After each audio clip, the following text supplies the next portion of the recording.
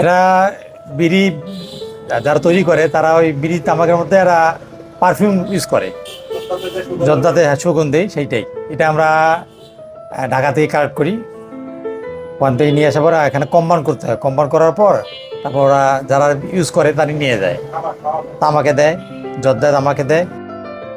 এখন নতুন করে শুরু করছি প্রায় 5 বছর, কিন্তু আমার এটা প্রত্যেক ব্যবসা তো এটা পাকিস্তানি বিয়ের থেকে আমার ব্যবসা এটা।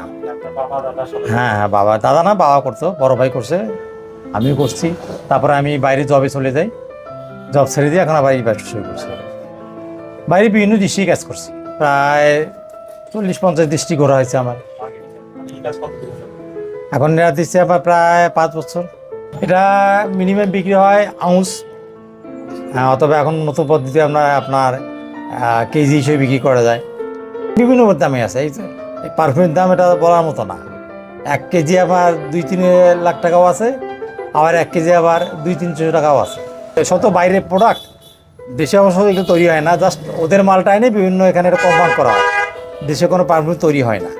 বর্তমানে এই ব্যবসার পরিস্থিতি কি? আগের মতো না, আগে তো বিড়ি অনেক চলতো, এখন অনেক নাই।